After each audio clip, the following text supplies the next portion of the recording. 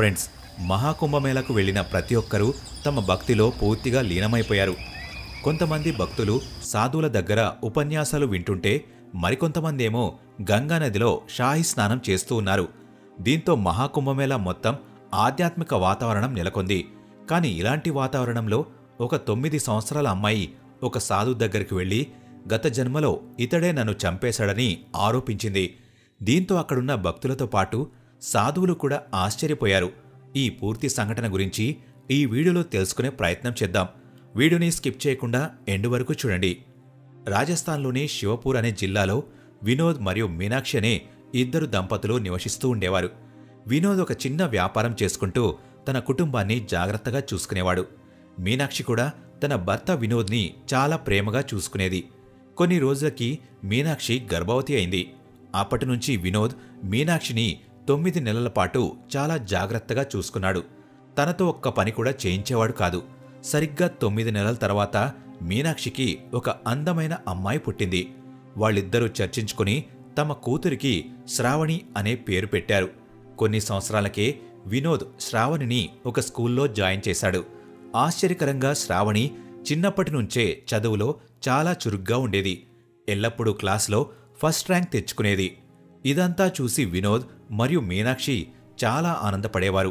కాని శ్రావణికి చిన్నప్పటి నుంచి నీళ్ల పట్ల ఒక భయం ఏర్పడింది. తనకి రాత్రిపూట నీళ్లలో మునిగిపోతున్నట్లుగా భయంకరమైన కలలు వస్తూ ఉండేవి. అందుకనే తను ఎంతో భయపడి నన్ను కాపాడండని గట్టిగా అరుస్తూ ఉండేది. తనొక చిన్న సరస్సును చూసినా లేదా ఒక నదిని చూసినా చాలా భయపడిపోయేది.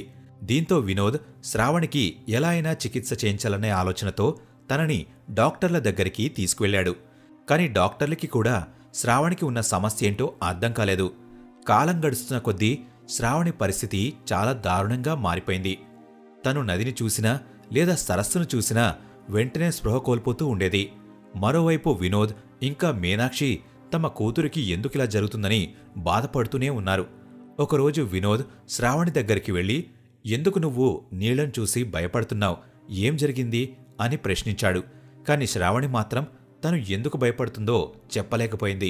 కాలం గడుస్తున్న కొద్దీ శ్రావణికి 9 సంవత్సరాలు వచ్చాయి. అయినా కూడా తను ఇంకా నీళ్లకి భయపడుతూనే ఉంది. దీంతో ఒకరోజు వినోద్ ఒక మహాసాధువు దగ్గరికి వెళ్లి తన కూతురి పరిస్థితి గురించి వివరించాడు. ఇది విన్న ఆ మహాసాధువు, నీ కూతురికి గత జన్మ జ్ఞాపకాలు గుర్తుకు వచ్చి ఉండవచ్చు. తనకి కొంత సమయంలోనే అన్ని విషయాలు గుర్తొస్తాయి. అప్పుడు మీకు తను ఎందుకు భయపడుతుందో తెలుస్తుంది. కాని దానికోసం కొంత సమయం వేచి చూడాలి. నువ్వు ఆ సమయంలోపు నీ కుటుంబంతో పాటు ప్రయాగ్రాజ్ మహాకుంభమేళాకు వెళ్ళు. అక్కడ షాహీ స్నానం చేస్తే జీవితంలో ఉన్న బాధలన్నీ తీరిపోతాయి. అలానే పాపాలన్నీ తొలగిపోతాయి. అందుకే నువ్వు నీ కూతురుని తీసుకువెళ్లి మహాకుంభమేళాలో స్నానం చేయించు. అప్పుడు తన భయం పూర్తిగా తొలగిపోతుందని చెప్పాడు. మహాసాధువు సూచనల మేరకు కొన్ని రోజులకే వినోద్ తన కుటుంబంతో పాటు ప్రయాగ్రాజ్ కుంభమేళాకి వెళ్లాడు. కుంభమేళాలో ఎటువైపు చూసినా ఆధ్యాత్మిక వాతావరణమే నెలకొంది. వినోద్ శ్రావణిని ప్రతి ఒక్క మహాసాధు దగ్గరకు తీసుకువెళ్లి వాళ్ల యొక్క ఆశీర్వాదాలు తీసుకోమని చెప్పాడు. ఈ విధంగా శ్రావణి పరిస్థితి మెరుగుపడుతూ వచ్చింది. మరుసటి రోజు వినోద్ శ్రావణితో షాహీ స్నానం చేయించాలని నిర్ణయించుకున్నాడు. అందుకే అతను షాహీ స్నానం చేయడం కోసం లక్షలాది మంది భక్తులతో కలిసి ఎదురు చూశాడు. కాని గంగానదిని చూసిన వెంటనే శ్రావణి చాలా భయపడింది. ఇది గమనించిన వినోద్, శ్రావణి, నేను నీతో పాటే ఉన్నాను. మనందరం కలిసి షాహీ స్నానం చేద్దాం. నువ్వు దేనికి భయపడాల్సిన అవసరం లేదు. నీతో పాటు లక్షలాది మంది భక్తులు కూడా ఉన్నారు అని చెప్తూ ఉంటాడు. కాని ఇంతలోనే శ్రావణి భయంతో స్పృహ కోల్పోయింది. దీంతో వినోద్ గంగానదిలోని కొన్ని నీళ్లను తీసుకుని శ్రావణి ముఖంపైన చల్లాడు. దీనివల్ల శ్రావణి మళ్లీ స్పృహలోకి వచ్చింది. కాసేపటికి తను మాట్లాడుతూ, నాన్న, మనం ఇక్కడి నుంచి వెళ్ళిపోదాం. నాకు గంగానదిలో స్నానం చేయాలని లేదు. నేను నదిలోపలికి వెళ్తే ఖచ్చితంగా చనిపోతాను అని కేకలు వేస్తూ గట్టిగా చెబుతూ ఉంటుంది. తన కూతురిని ఇలాంటి పరిస్థితిలో చూసి వినోద్కి ఏం చేయాలో అర్థం కాలేదు. ఈ దృశ్యాలన్నిటినీ ఒక సాధువు చాలాసేపటి నుంచి గమనిస్తూనే ఉన్నాడు.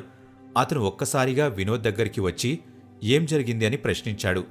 దీంతో వినోద్ అతనికి జరిగినదంతా వివరించాడు. ఇది విని ఆ మహాసాధువు, కొంతమందికి గత జన్మ జ్ఞాపకాలు గుర్తుకు వస్తూ ఉంటాయి. నీ కూతురికి గత జన్మలో నీటికి సంబంధించిన ప్రమాదం జరిగి ఉండవచ్చు. అందుకనే తను ఇప్పటికీ భయపడుతూ ఉంది. నువ్వు దేనికి భయపడకు అని చెప్తాడు. కాసేపటికి అతను శ్రావణి దగ్గరికి వెళ్ళి, శ్రావణి, ఒక్కసారి కళ్ళు మూసుకుని ప్రశాంతంగా కూర్చో అని కొన్ని మంత్రాలను చదివి గంగానదిలోని నీళ్లని శ్రావణి ముఖంపైన చల్లాడు. కాసేపటి వరకు శ్రావణి చాలా ప్రశాంతంగా కూర్చుంది. కాని కాసేపటికి తను గట్టిగా కేకలు వేయడం మొదలుపెట్టింది. అప్పుడా మహాసాధువు మాట్లాడుతూ, శ్రావణి, నువ్వు ఎందుకు భయపడుతున్నావు? నీ పూర్వజన్మలో ఏం జరిగింది అని ప్రశ్నించాడు. ఇది విని శ్రావణి, నేనొక 25 సంవత్సరాల అమ్మాయిని. నీళ్లల్లో మునిగిపోవడం వల్ల చనిపోయాను. నా పేరు సునీత. నా భర్త పేరు రమేష్. అతనే నన్ను బలవంతంగా నీళ్లలో తోసి చంపేశాడని చెప్పింది. ఇదంతా విన్న ఆ మహాసాధువు, నువ్వు ఏ ఊరిలో నివసించావు? జరిగినది స్పష్టంగా చెప్పకపోతే మేము నీకు ఎలా సాయం చేయగలం అని చెప్తాడు. అప్పుడు శ్రావణి, నేను ఉత్తరప్రదేశ్లోని శివగఢ్ జిల్లాలో నివసించేదాన్ని. నాకు రమేష్ అనే వ్యక్తితో బాల్యంలోనే వివాహం జరిగింది. అతను మంచి వ్యక్తి అని నేను అనుకున్నాను. కానీ కాలం గడుస్తున్న కొద్దీ అతని నిజస్వరూపం ఏంటో తెలిసింది. అతను ప్రతిరోజు మద్యం సేవించేవాడు. అలానే జూదం కూడా ఎక్కువగా ఆడేవాడు. ఆ జూదంలోనే మొత్తం ఆస్తిని అతను పోగొట్టాడు. ప్రతిరోజు మద్యం సేవించి నన్ను విపరీతంగా కొట్టేవాడు. అయినా కూడా నేను అతనితో చాలా ప్రేమగా నివసించాను. కాని ఒకరోజు అతను మద్యం సేవించి ఇంటికి వచ్చి నా నగలని ఇవ్వమని అడిగాడు. కాని నేను నా నగలని అతనికి ఇవ్వడానికి నిరాకరించాను. మా ఇద్దరి మధ్య చాలాసేపటి వరకు గొడవ జరిగింది. మరుసటి రోజు రమేష్ నన్ను ఒక నది దగ్గరకు తీసుకువెళ్ళాడు. నిజానికి నది దగ్గర వాతావరణం చాలా ప్రశాంతంగా ఉంటుంది. అందుకనే నేను కూడా రమేష్తో అక్కడికి వెళ్ళాను. కాని అక్కడికి వెళ్ళిన కాసేపటికే రమేష్ నన్ను నదిలోకి తోసేశాడు. నాకు ఈత కొట్టడం రాదు. అందుకనే ఆ నది ప్రవాహంలో నేను కొట్టుకుపోయి చనిపోయాను అని శ్రావణి తన పూర్వజన్మ యొక్క కథను మహాసాధువుకి వివరించింది. అప్పుడా మహాసాధువు వినోద్తో మాట్లాడుతూ, నీ కూతురికి గత జన్మలో అన్యాయం జరిగింది. అందుకే తను ఇప్పటికీ నీళ్లకి భయపడుతూనే ఉంది. తనకు న్యాయం జరిగితేనే తనకి నీటి పట్ల ఉన్న భయం పోతుందని చెప్పాడు. ఇది విన్న వినోద్కి ఏం చేస్తే తన కూతురికి ఉన్న భయం పోతుందో అర్థం కాలేదు. ముందు అతను శ్రావణి చెప్పిన ఉత్తరప్రదేశ్లోని శివగఢ్ జిల్లాకు వెళ్ళాడు. అక్కడ పోలీస్ స్టేషన్కి వెళ్ళి 10 సంవత్సరాల్లోపు నీళ్లలో మునిగి చనిపోయిన మహిళల గురించి విచారించాడు. అప్పుడే వినోద్కి సునీత అనే అమ్మాయి గురించి తెలిసింది. పోలీసులు సునీత అనే ఒక అమ్మాయి నీళ్లలో మునిగి చనిపోయింది. తనకి ఈత రాదు. పొరపాటున నీళ్లలో పడిపోవడం వల్ల తను చనిపోయిందని చెప్పారు. వినోద్ మాత్రం తను పొరపాటున పడిపోలేదని, రమేష్ అనే వ్యక్తి తనని నీళ్లలో తోశాడని వివరించాడు. ముందుగా పోలీసులు వినోద్ చెప్పిన మాటలను అస్సలు నమ్మలేదు. కాని వినోద్ ప్రతి విషయం స్పష్టంగా చెప్పడంతో పోలీసులకి నమ్మకం కలిగింది. దీంతో వినోద్ శ్రావణితో పాటు పోలీసులను తీసుకుని గత జన్మలో శ్రావణి నివసించిన ఇంటికి వెళ్ళాడు. ఆ ఇంటిని చూసిన వెంటనే శ్రావణి చాలా భయపడింది. ఇంటి లోపల రమేష్ మద్యం తాగి పడి ఉన్నాడు. అలానే ఇంటి గోడపైన సునీత ఫోటో కూడా ఉంది. తను చూడడానికి అచ్చం శ్రావణిలాగానే ఉంది. తను చనిపోయి 9 సంవత్సరాలైంది. ఆ ఫోటోని చూసిన సునీత, ఈ ఫోటోలో ఉన్నది నేనే, రమేష్ నన్ను చంపేశాడు అని గట్టిగా చెప్పింది. పోలీసులు వెంటనే రమేష్ని అదుపులోకి తీసుకున్నారు.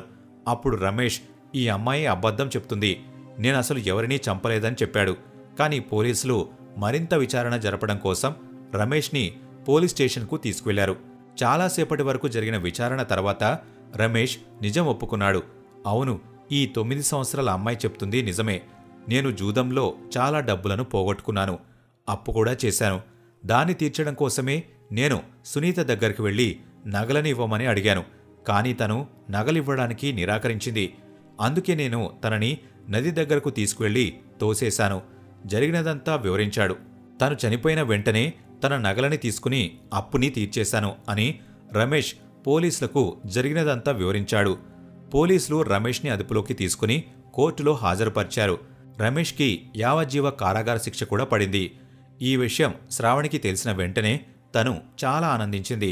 తనకి న్యాయం దొరికింది. కొన్ని రోజులకి శ్రావణికి నీళ్ల పట్ల ఉన్న భయం పూర్తిగా తొలగిపోయింది. తను ప్రతిరోజు నదిలోనే స్నానం చేయడం మొదలుపెట్టింది. ఈ విషయం గమనించిన వినోద్ మరియు మీనాక్షి చాలా ఆనందించారు. ఫ్రెండ్స్, ఈ అద్భుతమైన కథ మీకు ఎలా అనిపించిందో ఖచ్చితంగా కామెంట్ బాక్స్లో కామెంట్ చేయండి. ఈ వీడియో ఇంతే ఫ్రెండ్స్. ఈ వీడియో మీకు నచ్చినట్లయితే లైక్ చేయండి. ఇలాంటి మరెన్నో వీడియోస్ కోసం ఇప్పుడే మన ఛానల్ని సబ్స్క్రైబ్ చేసుకోండి.